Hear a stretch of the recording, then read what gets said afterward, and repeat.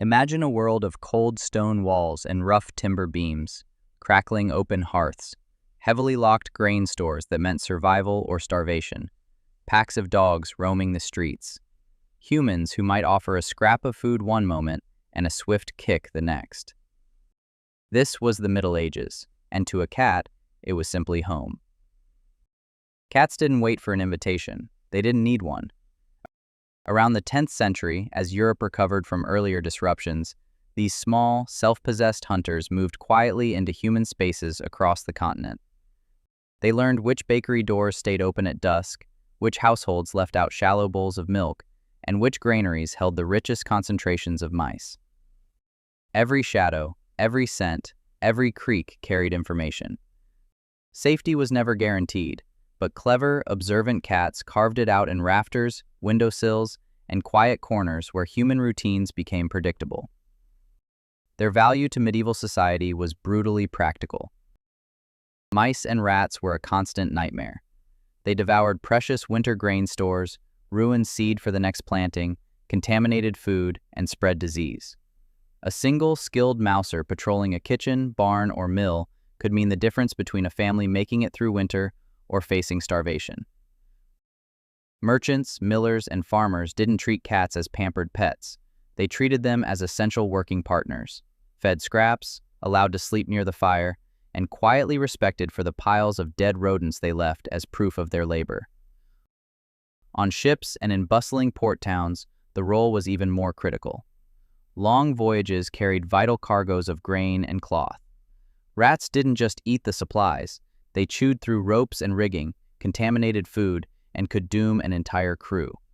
Cats became indispensable maritime crew members. They adapted to the rolling decks, learned the rhythm of the sea, and found unique safety surrounded by water on all sides. Viking longships and later medieval vessels routinely carried them. Some maritime customs even treated ships' cats as essential equipment. The same lineage of rodent-hunting cats that had first approached Neolithic settlements had now crossed oceans. But the most surprising and tender relationship developed inside monasteries and scriptoriums. Official rules often discouraged monks and nuns from keeping animals. Yet cats were everywhere. They protected irreplaceable manuscripts from mice that would happily chew through expensive vellum and parchment. In the 9th century, an Irish monk in exile wrote one of the most famous tributes, the poem Pangur Ban. He compared his own hunt for words on the page to his white cat's hunt for mice. I and Pangur Ban, my cat, 'tis a like task we are at. It's a rare, intimate glimpse of companionship during long nights of copying texts by candlelight. Manuscripts from across Europe capture this bond in vivid detail. A 13th to 14th century Maastricht Hours shows a nun at her spinning wheel, her cat playfully batting at the thread. Other illuminations depict a monk calmly working with a cat curled contentedly in his lap, one gentle hand resting on its back. These were not abstract symbols. These were real, everyday companions sharing the silence of prayer and scholarship. And the cats left their own unmistakable signatures on history.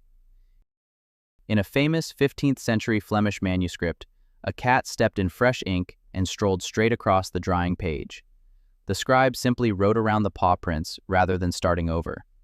Those inky tracks are still visible today and have been featured in exhibitions like Paws on Parchment at the Walters Art Museum. In other books, cats left prints across multiple folios, as if casually inspecting the day's labor. One frustrated scribe even added a note in the margin. "Cursed be the pesty cat that urinated over this book." The evidence is scattered across surviving manuscripts from Flanders to Dubrovnik, proof that cats wandered freely through the heart of medieval intellectual life. Then came the real delight hidden in those same sacred pages. In the margins of serious religious texts, scribes drew cats doing absurd, joyful, impossible things. Standing on hind legs churning butter, wearing tiny crowns while mice bowed in submission, playing bagpipes or lutes while other animals danced. One 13th century doodle even labels a cat "might." These weren't random sketches. They were insider jokes from people who knew cats intimately. Their elegant stretches, their watchful stares, their mischievous independence. The humor only worked because cats had become part of daily life. Scribes broke the strict monastic rules by slipping these playful scenes into the empty spaces of the parchment. Outside the cloister walls, life followed a harder but familiar rhythm. In towns and villages, cats hunted at dawn and dusk along market edges, claimed sunlit windowsills by midday, and returned to warm corners when night fell. They learned to avoid aggressive dogs, recognized children who offered gentle hands instead of stones, and survived lean years by finding food in overlooked places. Their importance was even written into law. In 10th century Wales, King Hywel Dda's famous laws included detailed cat sections that set a cat's value, 4 pence once it could catch mice, equivalent to a sheep or an untrained dog. Penalties for stealing or injuring a good mouser were real. In Ireland, the Brehon laws had similar provisions distinguishing between house cats, elite mousers, and even kittens kept as playmates. Attitudes toward cats were complex and often contradictory. Many people appreciated their practical skills and quiet company, but suspicion grew steadily, especially toward black cats. Linked first to heretics and later to witchcraft, they became symbols of the supernatural. A black cat crossing your path at dusk might trigger a muttered prayer or protective sign. This ambivalence turned darker in times of crisis. During the 14th century Black Death, some communities killed cats, believing they were demonic or somehow connected to the plague. Ironically, reducing cat numbers likely allowed rat populations and their fleas to flourish, though the connection is more complicated than simple cause and effect. Full-scale organized persecution peaked in later centuries, but in the High Middle Ages, most cats still lived alongside humans with a mix of respect, utility, and quiet affection. What the surviving manuscripts ultimately reveal is this: the relationship was never purely transactional. The same hands that drew ridiculous, laughing cats also drew tender, loving scenes, kittens being fed carefully with spoons, cats resting in cradles, gentle strokes along soft fur. Artists captured precise details, the way a content kitten's body softens, or how an older cat's eyes narrow in quiet approval. In one charming 15th century image, a kitten even compares its tiny paw pads to the toes of the baby Jesus. These were people who had observed cats for years, not just as workers, but as individuals with personality. A typical day for a medieval cat might begin high in the warm rafters above a bakery, where heat rose through the night. At first light, it would descend to hunt along the edges of the busy market.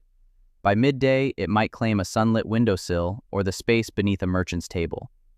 Evening brought the return of familiar human voices and the possibility of scraps. Dangers were constant: loose dogs, disease, the occasional cruel hand, and growing superstition.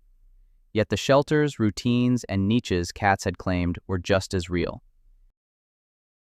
In the end, cats did what they have always done best. They found the narrow spaces between human plans and made those spaces entirely their own. They protected the grain that fed families. They guarded the books that preserved knowledge and faith. And they slipped, with quiet confidence, into the very heart of medieval life. Today, their story survives in ink-stained paw prints, playful margin drawings, tender illuminations, and the laws that once valued them as highly as livestock. They weren't modern pets, spoiled with toys, beds, and veterinary care, but they were known, they were watched, they were valued. And in 1,000 small, ordinary, sometimes ink-stained ways, they belonged.